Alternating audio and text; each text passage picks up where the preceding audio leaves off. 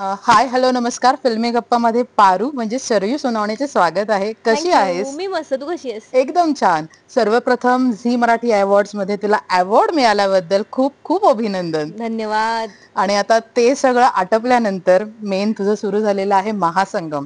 So Paru आणि सावळ्याची जणू सावली या हं. मालिकेचं महासंगम. काय सांगशील, काय सध्या ट्रॅक चालू आहे आणि काय काय पाहायला मिळणार आहे प्रेक्षकांना? सध्या आदित्य सरांची चुकी नसताना आदित्य सरांना पोलीस घेऊन गेलेत का तर आदित्य सरांनी कोणत्या तरी मुलीचा खून केलाय. नाही विश्वास बसत लोकांना, मलाही नाही बसला. कारण की आदित्य सर अजिबातच तसे नाही आहेत आणि ते कधी करणारही नाहीत. कारण कोणाला म्हणजे म्हणजे मारणं ही लांबचीच गोष्ट आहे. ते साधं कोणावर रागवूही शकत नाही. तर ते का कोणत्या मुलीचा आणि तेही थर्ड पर्सनचा कोणाचा तरी खून करतील फॉर नो रिझन, माझा तर विश्वास नाही आहे. तसंच आता आदित्य सर निर्दोष आहेत हे कळलंय सगळ्यांना, पोलिसांना आणि त्यांच्या अगेन्स्ट कुठलाही पुरावा मिळालेला नाही. त्यामुळे आदित्य सरांना सुखरूपपणे त्यांनी घरी सोडलंय. पण सारंग सरांना पोलीस घेऊन गेलेत कारण पोलिसांचं असं म्हणणं आहे की सारंगच्या विरोधात काही पुरावे त्यांना सापडलेत. तर आता तीच लढाई आमची चालली आहे. म्हणजे मी ज्या परिस्थितीत होते, ज्या संकटात होते, त्या संकटात बिचारी सावली आता आली आहे आणि ती कशी सारंगला या सगळ्यातनं बाहेर काढेल. मी आदित्य, किर्लोस्कर फॅमिली, मेहेंदळे फॅमिली कशी या संकटाला टॅकल करेल, याच्यातनं सारंग सरांना कसं बाहेर काढेल, याचा सगळा अट्टहास सुरू आहे आणि तेच आम्ही करतोय. सो होपफुली सारंग सर बाहेर येतील. मला वाटतं महासंगम ही कॉन्सेप्ट सावली आणि पारू या दोन मालिकांपासूनच चालू बरोबर, झाली आहे. कारण बरोबर. तू लग्नाच्या वेळेला देखील सावलीच्या मागे खंबीर उभी होतीस. येस. तर तुझ्या आणि सावलीच्या महासंगमाबद्दल काय सांगशील? काही नाही म्हणजे तुम्ही म्हणालात आत्ता तसं महासंगम ही कॉन्सेप्ट आमच्याच पासनं सुरू झाली आहे. पहिला झी मराठीवरचा पहिला महासंगम हा आमचाच होता. पारू आणि सावलीचाच होता. त्यामुळे येस, पारू आणि सावलीने सुरू केलेली महासंगमची प्रथा ही आत्तापर्यंत सुरू आहे आणि आम्ही सगळ्यांना कामाला लावलेलं आहे. सगळे एकमेकांमध्ये महासंगम करतायत आणि मग आमच्या डोक्यात एक वेगळीच आयडिया आली की सगळ्या मालिकांचा महासंग्राम करूया. सो तोही आमचा करून झाला आणि आम्हाला आता यूज टू झालंय. इनफॅक्ट आम्हाला मज्जा येते की चला महासंगम आलाय, आपल्याला परत एकत्र भेटायला मिळणार आहे, एकत्र छान छान वेळ घालवायला मिळणार आहे. कारण कामाच्या शेड्यूलमध्ये आम्हाला एकमेकींना फोनही फार करता येत नाही, बोलता येत नाही. भेटणं तर लांबचीच गोष्ट आहे. आम्ही खूप प्लॅन्स करतो पण त्यातलं काहीही होत नाही. या निमित्ताने आम्ही सगळे एकत्र येतो. एकमेकांना जाणून घ्यायची संधी मिळते, एकमेकांसोबत काम करण्याची संधी मिळते, एक वेगवेगळा एक्सपिरियन्स मिळतो. सो मला महासंगम आवडतो.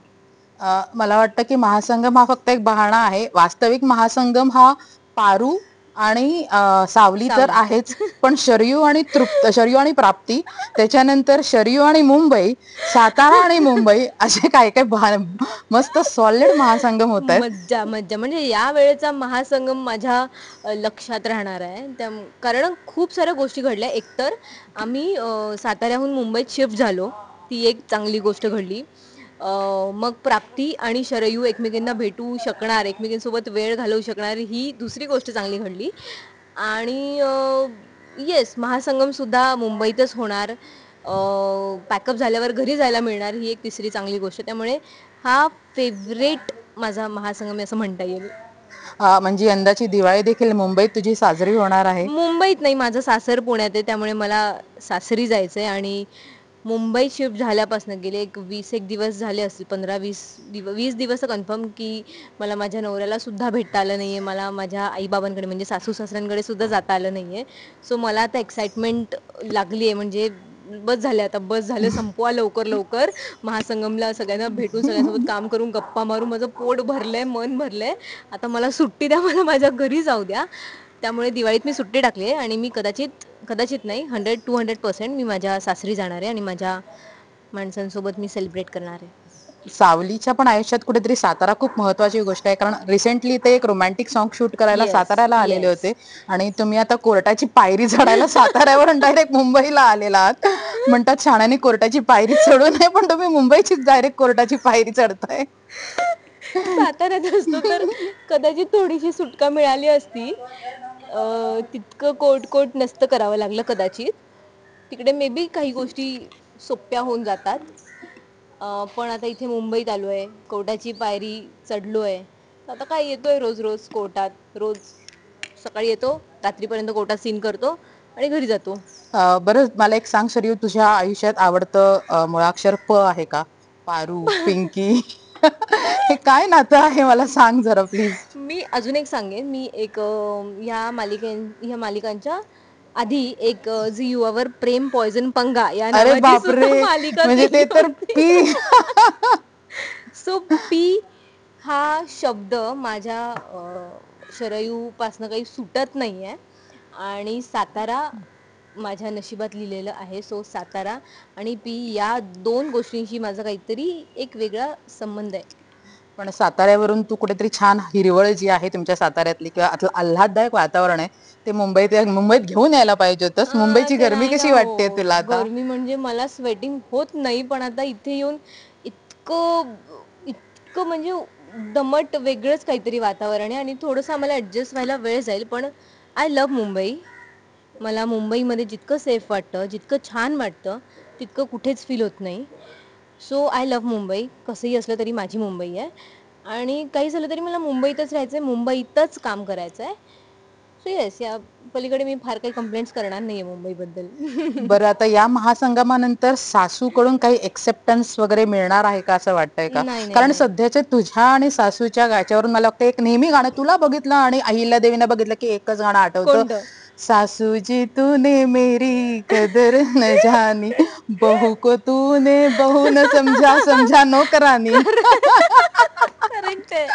हे आमच्यासाठीच बनलेलं गाणं आहे ते. पण नाही, ऑडियन्सला वाटत असेल, की देवी आई मला एक्सेप्ट करेल आम्हाला दोघांना, पण तसं नाहीये.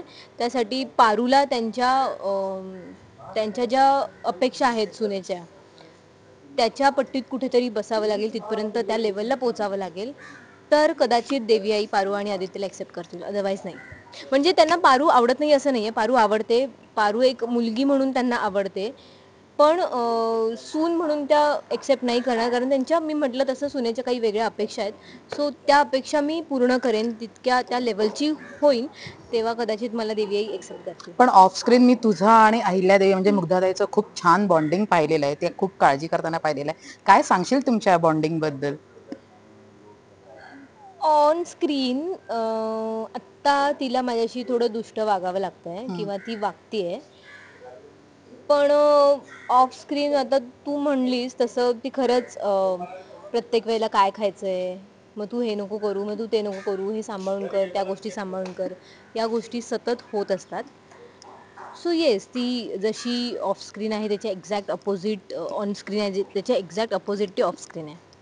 बरं एक कलाकाराला प्रश्न विचारते मी की कलाकारासाठी कॅमेरा हा किती महत्वाचा असतो? खूप इम्पॉर्टंट असतं. एकतर कॅमेरा सेन्स असणं इम्पॉर्टंट आहे. शिवाय कॅमेऱ्याची भीती काही लोकांना वाटते, काही आर्टिस्टना वाटते.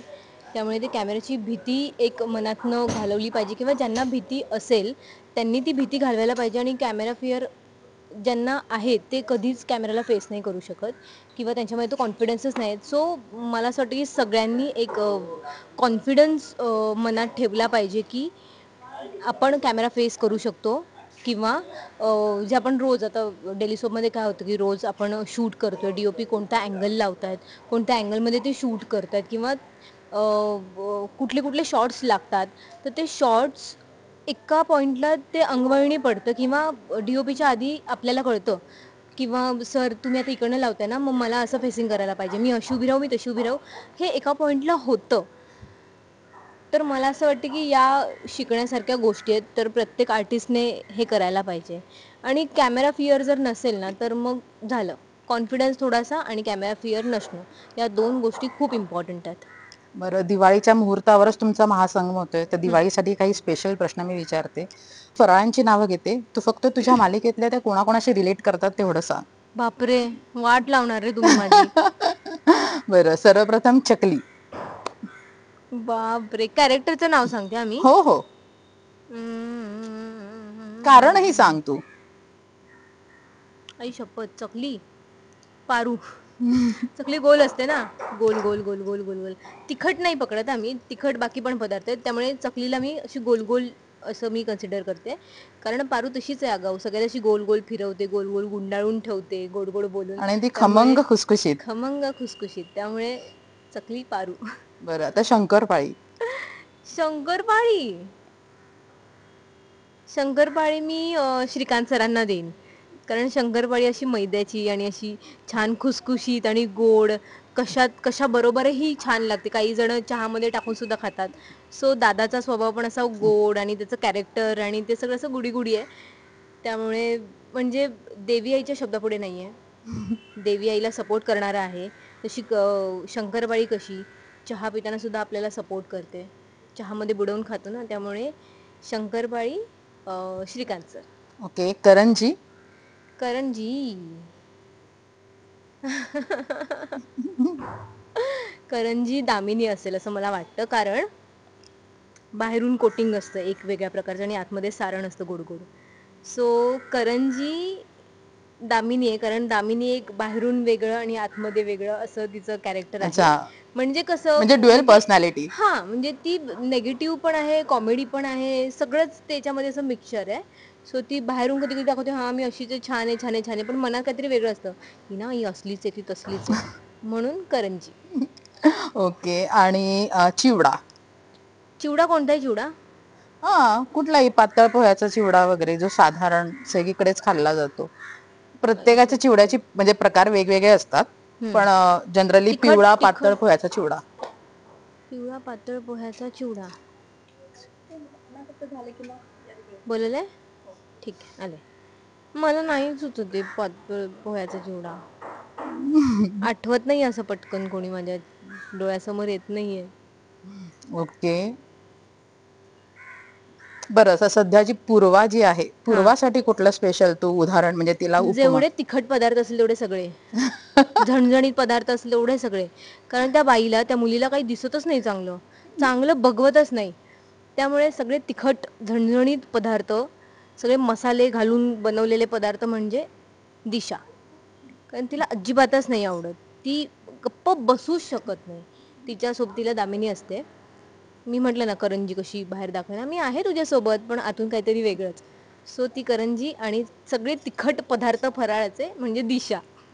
बरं, आता तुमचा महासंगम येतोय म्हणजे चालू आहे टीव्हीवर. तुझी ही मुलाखत देखील लवकरच येणार आहे युट्यूबवर. सो तुझ्या प्रेक्षकांना दिवाळीसाठी आणि तुझ्या महासंगमाबद्दल काय सांगशील? मी प्रेक्षकांना सगळ्या हेच सांगेन की आमचा महासंगम यावेळेचा खूप इंटरेस्टिंग आहे, तर तो अजिबात मिस करू नका. तो तुम्ही नक्की आवर्जून बघा आणि काय निकाल लागणार आहे, सारंग सर सुटणार आहेत का नाही हेही तुम्ही बघा. आम्हीच एक्सायटेड आहोत कारण आम्हालाच अजून माहीत नाही आहे सारंग सुटणार आहे का नाही. तर तुम्ही सुद्धा तितक्याच आतुरतेने वाट पहा आमच्या एपिसोडची. आणि महासंगम संपल्यानंतर पारू मालिका बघायला विसरू नका आणि सावलीसुद्धा बघा. सो येस, मी सगळ्यांना एवढीच विनंती करते की आत्तापर्यंत जे प्रेम दिले तसंच प्रेम तुम्ही आमची मालिका सुरू आहे तोपर्यंत करत राहा. Thank you, thank you, thank you very much. आणि तुम्हाला सगळ्यांना दिवाळीच्या खूप खूप खूप शुभेच्छा. थँक्यू. थँक्यू.